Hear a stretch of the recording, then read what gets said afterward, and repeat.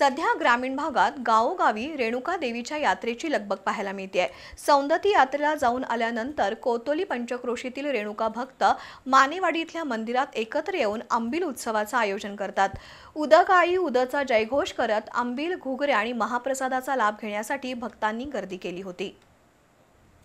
माघ पौर्णिमेच्या दरम्यान पन्हाळा तालुक्यातील कोतोली मानेवाडी पंचक्रोशीतील रेणुका भक्त एकत्र येऊन अंबिल उत्सवाचं आयोजन करतात।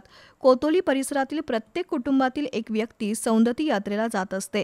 त्यानुसार प्रत्येक गावातून माघ पौर्णिमेच्या अगोदर एक महिना ठरलेल्या तिथीला भक्तगण सौंदती यात्रेला जातात। त्यानंतर कोतोली मानेवाडी इथल्या मंदिरात उत्सवाचं आयोजन करण्यात येतं। या मंदिरात रेणुका परशुराम देवाचे विग्रह आहेत। विग्रहांना अभिषेक घालून आकर्षक पूजा बांधली होती। मानाचे जग तसंच भंडाऱ्याची उधळण करत उदगाई उदचा जयघोष करण्यात आला।